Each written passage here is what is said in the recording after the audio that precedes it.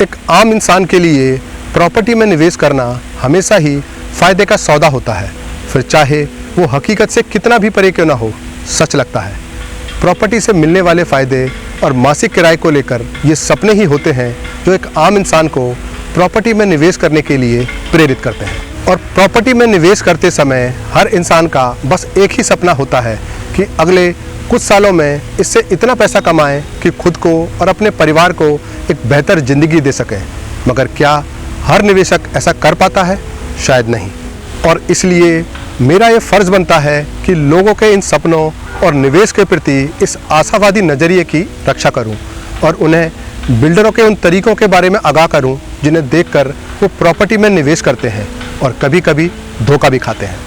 आज हम ऐसी ही प्रॉपर्टी के बारे में बात करेंगे जिन्हें प्री लीज प्रॉपर्टी कहकर आपको बेचा जाता है। मगर क्या सही में ऐसी प्रॉपर्टी प्री लीज होती भी है या नहीं, और इसके क्या फ़ायदे और क्या नुकसान हैं, यही जानेंगे हम आज के इस वीडियो में। तो चलिए शुरू करते हैं इस वीडियो को और जानते हैं कि क्या सही में प्री लीज प्रॉपर्टी आपके लिए एक अच्छा निवेश है या नहीं।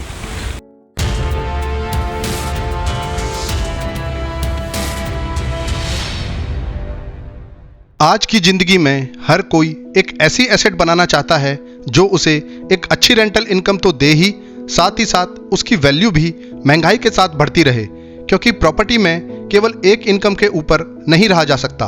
और इसलिए बहुत से लोग प्री लीज कॉमर्शियल प्रॉपर्टी में निवेश करते हैं, और खासकर मिडिल क्लास। अब यहाँ आपको ये समझने की ज़रूरत है कि क्या सही में नोएडा की प्रॉपर्टी मार्केट में प्री लीज कॉमर्शियल प्रॉपर्टी में निवेश करके पैसा कमाया जा सकता है। क्योंकि अधिकतर लोग केवल ऐसी प्रॉपर्टी में इसलिए निवेश करते हैं क्योंकि उनके बजट में इसके अलावा कुछ आता नहीं, क्योंकि दूसरी प्रॉपर्टी इतनी महंगी होती है जिसमें एक आम इंसान सोच भी ना सके। मगर छोटा और कम बजट रखने वाले लोग केवल निवेश के मकसद से ही इसमें पैसा नहीं लगाते, बल्कि उनका असली मकसद तो मासिक किराया खाने का होता है। जैसे एक साहूकार को असल से ज़्यादा ब्याज खाने में ज़्यादा दिलचस्पी होती है, वैसे ही एक आम इंसान को ऐसी प्रॉपर्टी में मासिक किराया खाने में ज़्यादा रुचि रहती है।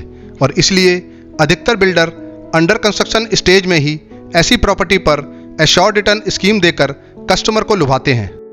इस तरीके की प्रॉपर्टी के फ़ायदे क्या क्या हैं, ये तो आपको सभी बिल्डर के सेल्समैन बता ही देते हैं।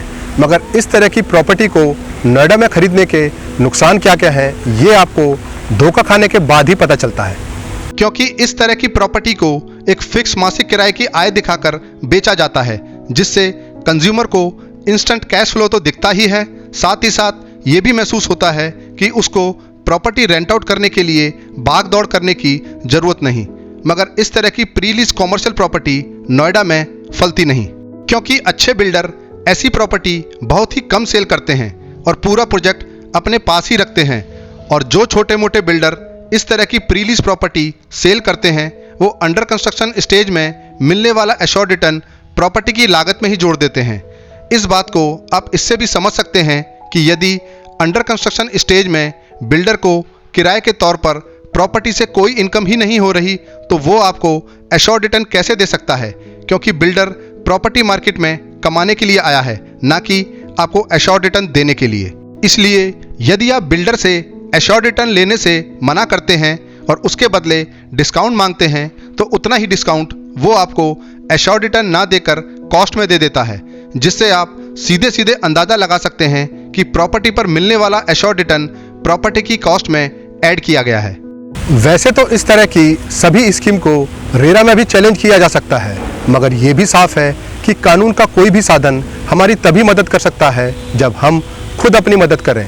इसलिए ये बेहद ज़रूरी है कि हम ऐसे प्रोजेक्ट में बहुत ही सोच समझकर भरोसा करें और अपने तरीके से ये भी जांच करें कि प्रोजेक्ट हमारे भरोसे के काबिल भी है या नहीं, जिससे हम खुद को धोखों से बचा सकें। आज की तारीख में नोएडा की प्रॉपर्टी मार्केट में कुछ बिल्डर्स इस तरह की एश्योर्ड रिटर्न स्कीम दे रहे हैं, जिसमें 12%, 18% और 24% तक रिटर्न ऑफर किया जा रहा है, जो कि बिल्कुल गलत है।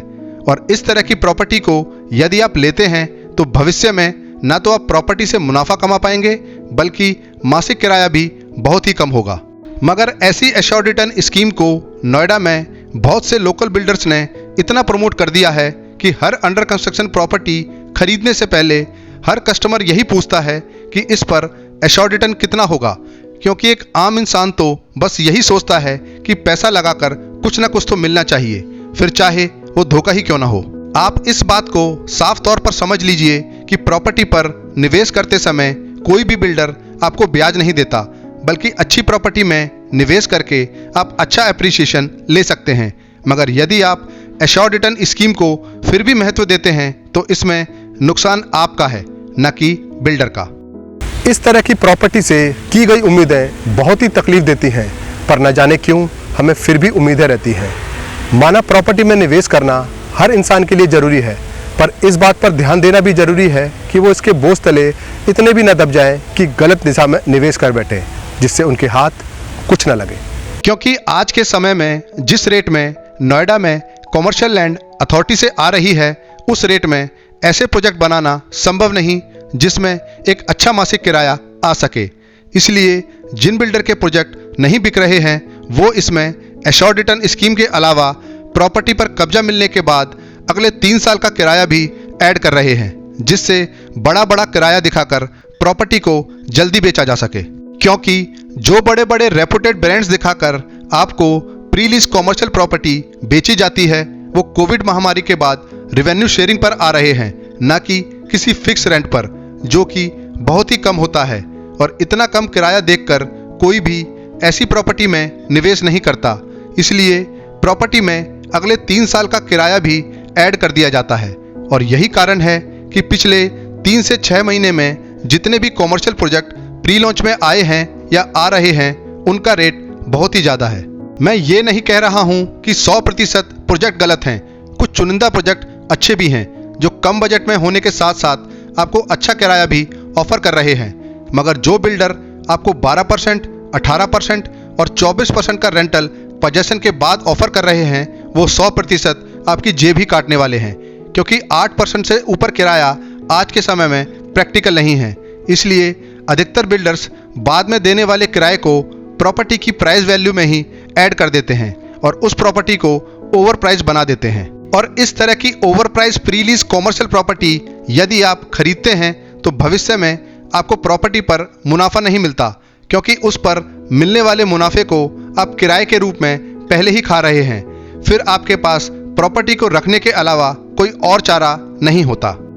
इसका उदाहरण आप लूडो से भी समझ सकते हैं, जहां उम्मीद तो हमेशा 6 आने की होती है, मगर एक भी आए तो चलना पड़ता है। इसलिए लोगों से मेरी ये गुजारिश है कि सही निवेश के साथ साथ सही इंसान की भी पहचान करें, जिससे उनका पैसा फले फूले, न कि बर्बाद हो। याद रखें, कभी भी गलत इंसान और गलत बिल्डर के द्वारा सही निवेश नहीं किया जा सकता। इसलिए निष्पक्ष राय और सही निवेश। जय हिंद।